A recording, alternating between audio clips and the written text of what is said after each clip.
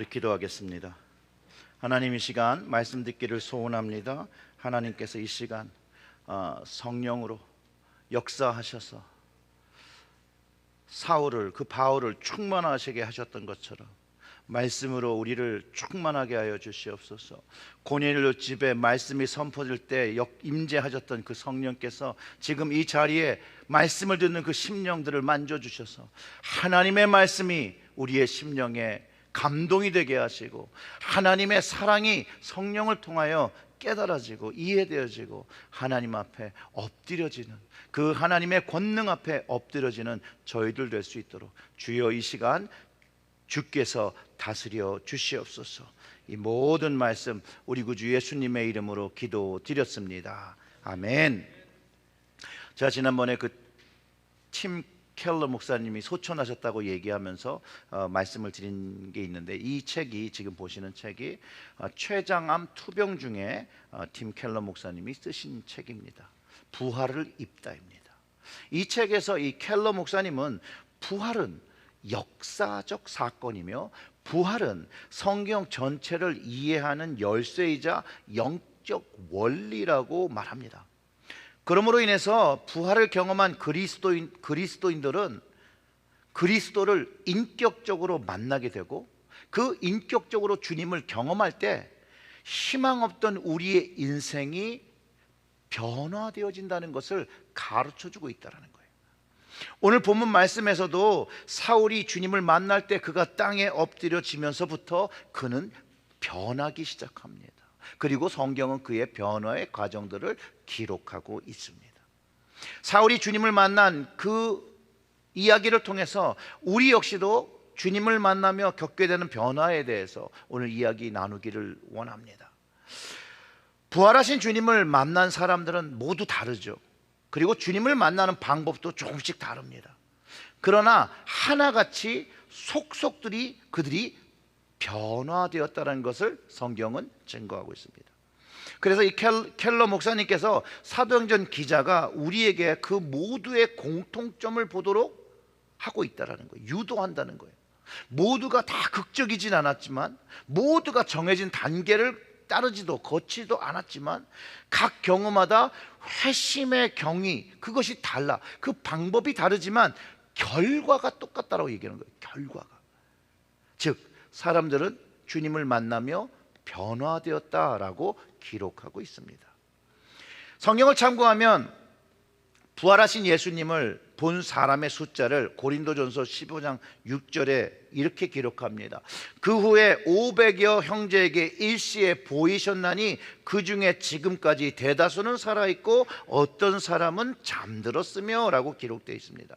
지난주에 말씀드린 것처럼 베드로가 부활하신 주님을 만났고 성령을 받고 변화된 이야기를 하나님이 하신 것으로 선포할 때 3,000명이라는 사람이 세례를 받고자 변화되고자 하는 일이 일어났고, 그것이 교회의 시작이었음을 사도행전에 기록하고 있고 우리는 그 말씀을 나눴던 거죠. 예수님의 부활은 역사적 사건이라는 거예요. 역사적 사건. 그리고 교회가 세워지면서 유대교의 핍박이 시작됩니다. 핍박이 시작되면 제자들이 흩어지고, 그 결과로 복음이 이제 예루살렘을 넘어서 유대, 사마리아, 수리아, 안디옥까지 교회의 영향력을, 복음의 영향력이 확장되었다는 거예요. 오늘 본문에 사울이라는 이름을 가진 한 사람이 등장하죠. 그는요, 예수님의 부활의 소식을 듣지만 그것이 제자들의 거짓말이라고 그는 믿어요. 단정하죠. 그리고 그 예수님을 쫓는 사람들을 처단해야 할 무리로 규정하고 핍박을 한다는 거예요. 스데반의 순교로 시작된 이 유대인들의 핍박이 대대적으로 초대교회에 일어나고 초대교회를 향해서 일어나는 것을 오늘 본문이 담고 있어요. 그리고 그 박해의 선봉장이 누구냐? 바로 사울이라는 거예요. 오늘 본문의 그 1절과 2절만 읽어도 그 당시 분위기가 어떤지를 알 수 있습니다. 사울이 주의 제자들에게 대하여 여전히 위협과 살기가 등등하여 대제사장에게 가서 다메섹 여러 회당에 가져갈 공문을 청하니 이는 만일 그 돌을 따는 사람을 만나면 남녀를 막론하고 결박하여 예루살렘으로 잡아오려 함이라, 이렇게 기록을 하고 있는데, 아무튼 사울이 무언지 모르나 그 유대교의 사람으로서 그리스도를 쫓는 그리스도의 제자들을 거기에 적대감을 가지고 있었던 건 분명하다는 거예요. 그리고 그 그리스도인들을 찬압하기 위해서 온갖 노력을 다하고 있는 거예요. 근데 그가 위협도 가하고 살기, 죽이고 싶고자 하는 그 마음을 가지고 있었다는 거예요. 죽이고 싶은 마음. 실제로 사울이요, 스데반같이 예수를 믿으며 증거하는 모든 사람들이 유대교의 이단자, 죽어야 마땅하다라고 생각하고 있었다는 거예요. 왜냐하면 성경에 그 스데반의 죽음 이후에 뭐라고 기록하고 있냐면 그 죽음을 마땅히 여겼다라고 기록하고 있어요. 그러니 다메섹에 예수를 따르는 사람들을 잡아서 뭘 하려고 했겠습니까? 핍박하려고 했겠죠. 살기를 가졌으니 뭘 하겠습니까? 죽이려고 하는 것이죠. 게다가 대제사장이 준 편지, 법적 효력을 가진 그 위임장을 가지고 그리스도인들을, 제자들을, 예수님의 제자들을 잡으러 다메섹으로 가고 있었다는 거예요. 근데 그 가는 도중 다메섹에 가까웠을 때 그가 초자연적이면서 신비한 일을 경험한다는 거예요.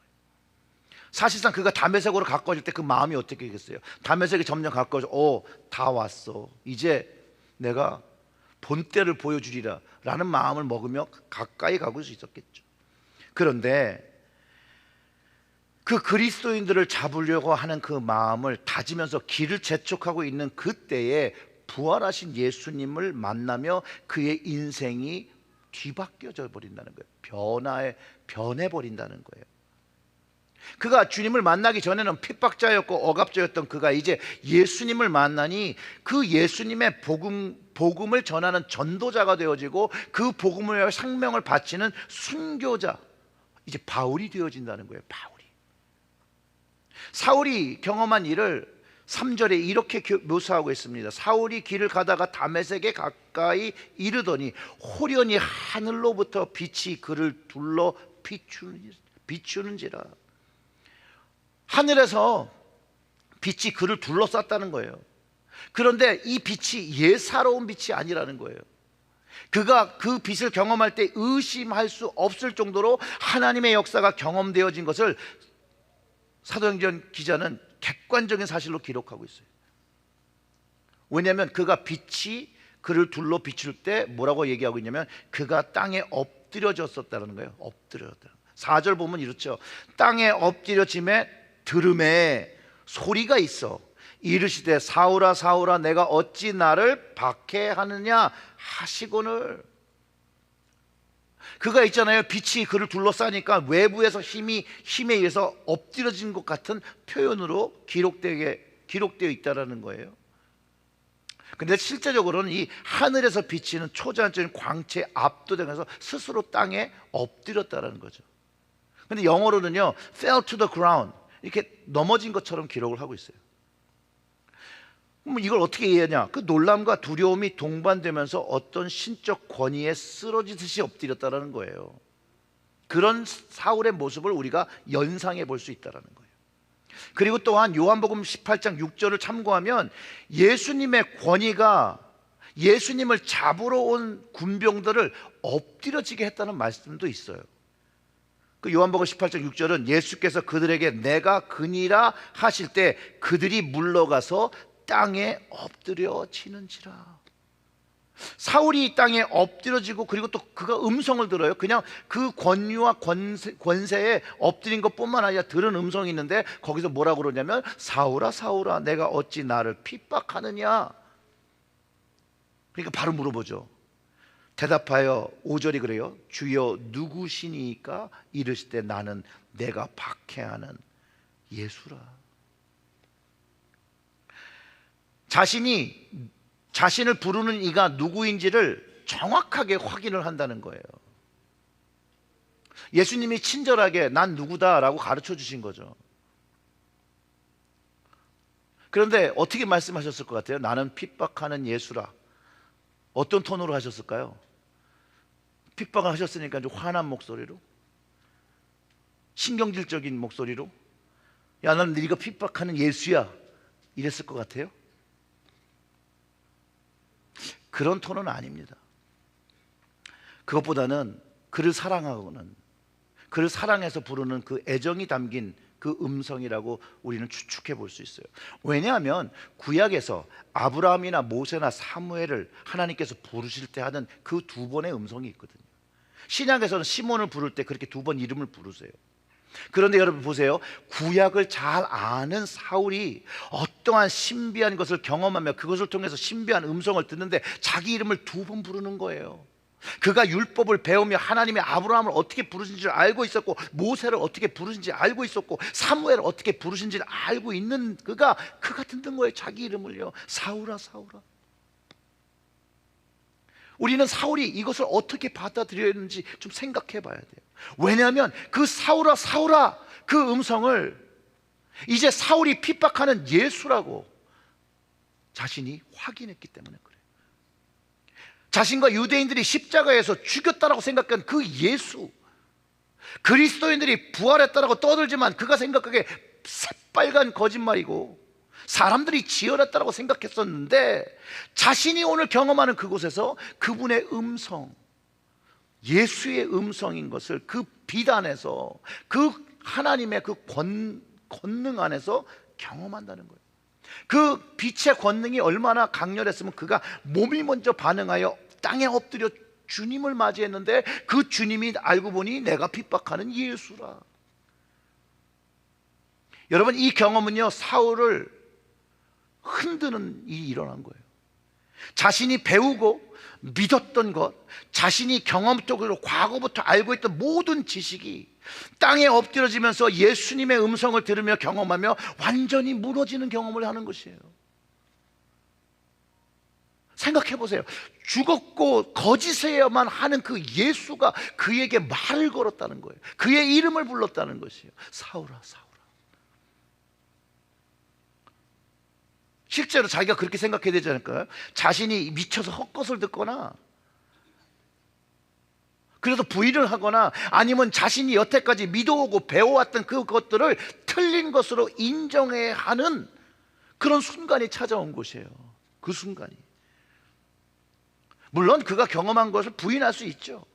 그런데 그 경험이 너무나도 분명하고 너무나도 명확해서 부인할 수가 없는 경험을 했다라는 거예요. 그러면 그곳에서 주님의 음성과 주님의 그 인도하심을 듣지요. 그 들은 것이 이제 나중에 다 경험된다는 거예요. 그 인도하심을 따르기 위해서 함께 있던 사람의 손을 끌려서 이제 다메섹으로, 눈은 멀었죠. 사흘 동안 보지 못하고 식음을 전폐하고 있었다라고 성경이 기록하고 있어요.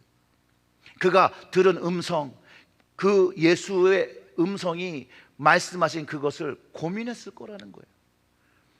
여러분, 사람이요, 충격을 받으면 밥을 잘 안 먹습니다.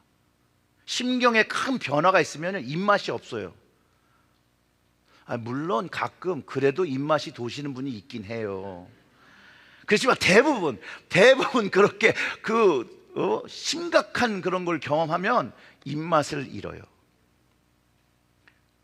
이 시간을 통해서 사울이요, 그 4일 안 보이고 밥을 먹지 못할 정도로 고민을 했던 거예요. 그리고 그가 변화하기 시작한다는 거예요.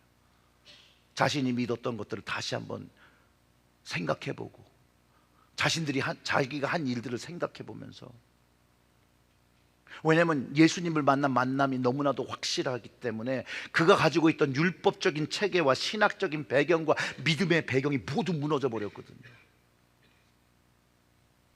그런데 여전히 눈이 안 보여요. 그런데 주님께서 아나니아라는 사람을 이미 준비해 놓으시고, 그가 기도해 줄 때, 그가 안수할 때 그의 눈이 다시 볼 것이라고 알려주신다는 거예요. 그리고 그 아나니아를 보내주신다는 거예요. 17절의 말씀이 바로 그거예요. 아나니아가 떠나 그 집에 들어가서 그에게 안수하여 이르되, 형제 사울아, 주 곧 내가 오는 길에서 나타나셨던 예수께서 나를 보내어 너로 다시 보게 하시고 성령으로 충만하게 하신다 하니, 즉시 사울의 눈에서 비늘 같은 것이 벗어져 다시 보게 된지라. 일어나 세례를 받고 음식을 먹음에 강건하여 지니라. 아멘. 아나니아가 그를 위해서 안수기도 해주니 그의 눈이 회복됩니다. 근데 그 회복되는 것이 성령으로 충만하게 되었다라는 거예요. 그 이후에는 우리는 이 사울의 이야기에서 배워야 할 점이 있습니다. 뭐냐면 주님의 임재, 그 예수님의 임재를 경험할 때 사울처럼 우리도 땅에 엎드려져 그분을 하나님으로 맞이해야 한다는 거예요. 하나님으로 맞이해야 된다는 거예요. 그 예수님의 권능이 우리에게 경험되어져야 된다는 거예요. 그럼 우리가 하던 일들을 모두 멈추고 주님을 경배하며 그분의 음성에 집중해야 함을, 그래야 그분의 말씀을 들을 수 있다는 걸 알게 된다는 거예요. 그분께 엎드려 그분의 말씀을 경청해야 한다는 거예요. 주님의 임재를 경험하는 것은 논리적인 것이 아닙니다. 이거는 초현실적인 경험이면서 영적인 경험이죠. 물론 다르게 경험하는 겁니다.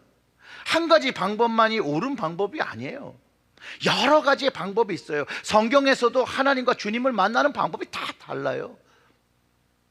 그러나 한 가지 중요한 거는 만나는 방법이 다를지라도, 장소가 다를지라도 그 결과가 같다는 거예요. 결과가 모두가 예수를 그리스도로 받아들이고 주님을 하나님으로 예배하며 사는 인생이 되어진다라는 것이에요.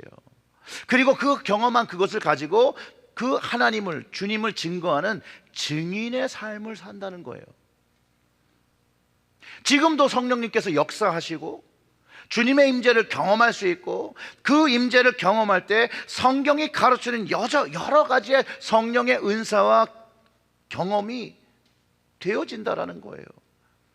또 사람마다 받은 은혜가 다르고 체험이 다릅니다. 그러나 결과는 같다는 거예요. 하나님을 알게 되면서 하나님을 더 알고 싶어하고, 하나님을 사랑하게 되고, 하나님을 더 사랑하고 싶어하고, 그 받은 그 주님의 은혜를, 하나님의 은혜를 막 말하고 싶어하고 전하고 싶어하는 그런 사람이 되어진다는 것이에요.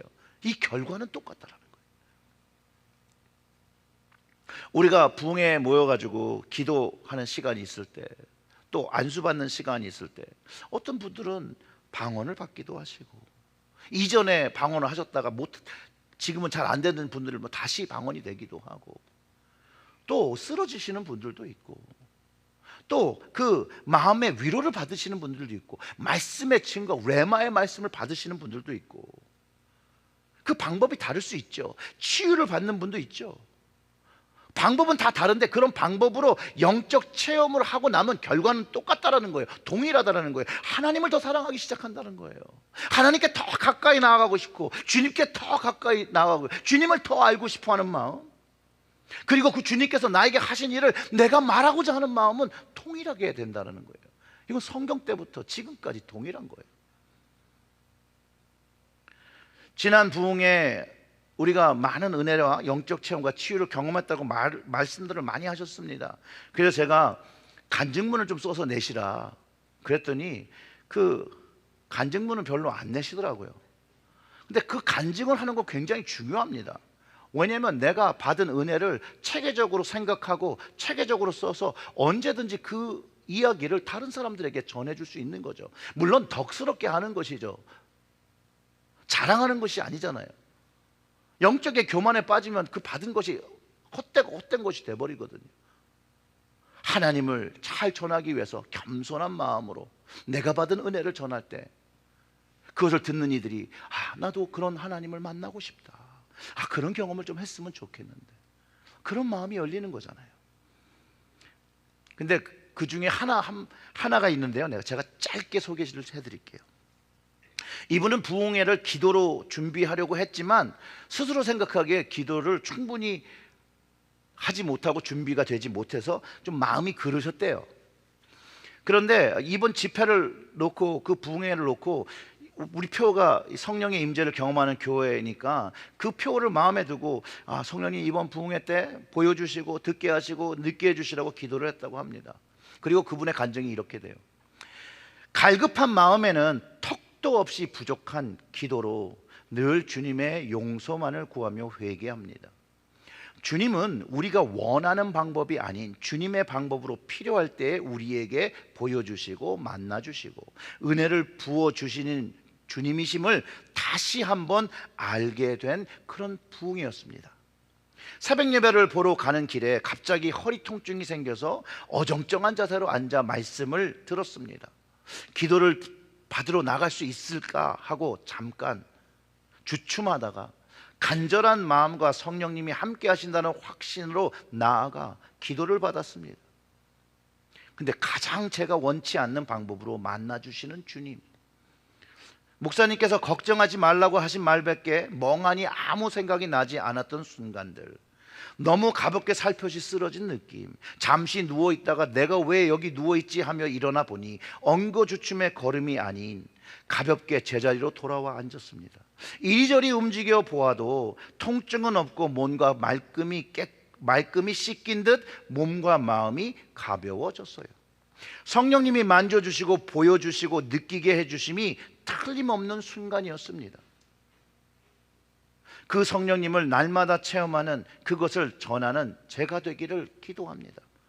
아멘.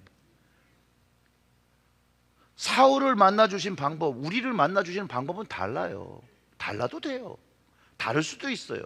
그러나 주님이 만지시니 변화와 치유를 경험한다는 것은 분명하다는 거예요.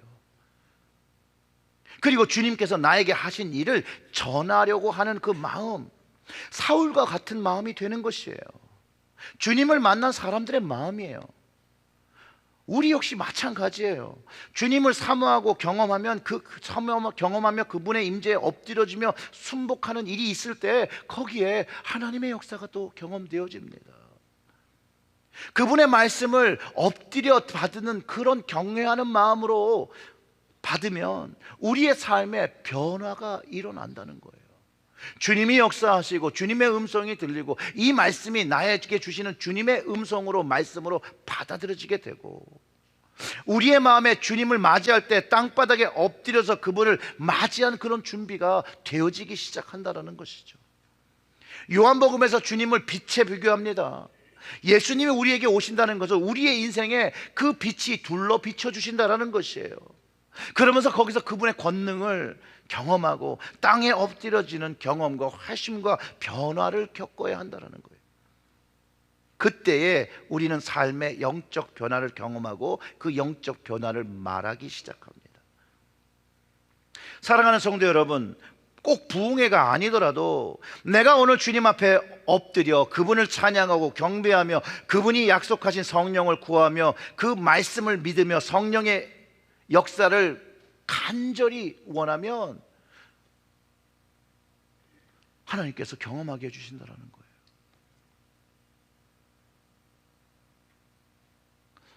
(10월) 첫째 주 금요일부터 주일까지 부흥회가 잡혀 있습니다. 이번 부흥회는 성령 집회로 준비하고 있어요. 여러분, 지금부터 기도하며 준비하십시오.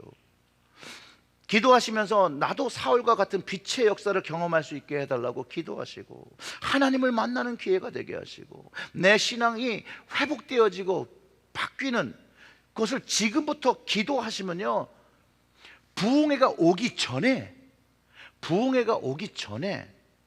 하나님의 역사를 경험하실 수 있을 거로 저는 확신해요. 하나님께서 우리에게 주시는 은혜이기 때문에 그래요. 하나님은 우리가 그 은혜를 받기를 원하신다는 거예요. 우리가 그 은혜 받을 준비가 안 돼 있어서 받지를 못하는 것이죠. 우리의 마음은 간혹 하나님 앞에 엎어진 그릇과 같아요. 그래서 아무리 부어줘서 담을 수가 없는 거예요.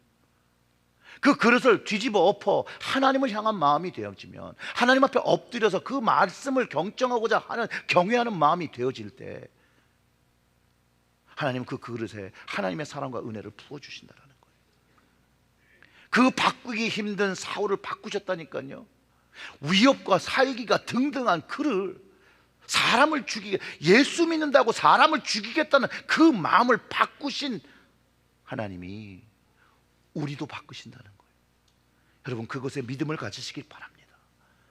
그 사울을 바꾸신 주님, 그 엎드려져 계신 주님의 능력이 우리 체리제일교회 모든 가정에 경험되시기를 주님의 이름으로 축원합니다. 아멘. 우리 다 같이 기도하겠습니다. 하나님 아버지 감사합니다. 오늘의 말씀이 그냥 들리는 소리가 아니라 하나님의 말씀으로 들리게 하시고 정말로 내 마음이, 우리의 모든 마음이 하나님 앞에 엎드려져 주님의 음성을 듣도록 겸손함을 가지고 간절함을 가지고 사모함을 가지고 나올 때 주님, 우리들의 이 각자의 이름을 불러주시고 우리를 위하여 세우신 그 계획들을 깨닫게 하시고 그 주님의 사랑과 은혜를 경험하며 이제 우리의 삶이 변화되어 주님 앞으로 더 한 걸음, 하나님 아버지께로 더 한 걸음 가까이 가며 주님을 더 사랑하며 주님이 내 인생에 하신 일들을 전하는 증인의 삶을 감당할 수 있도록 주여 기도하는 심령들마다 만나 주시옵고 기도하는 심령들마다 하나님께서 살아계신 증거를 보여주시옵소서. 이 모든 말씀 우리 구주 예수님의 이름으로 기도드렸습니다. 아멘.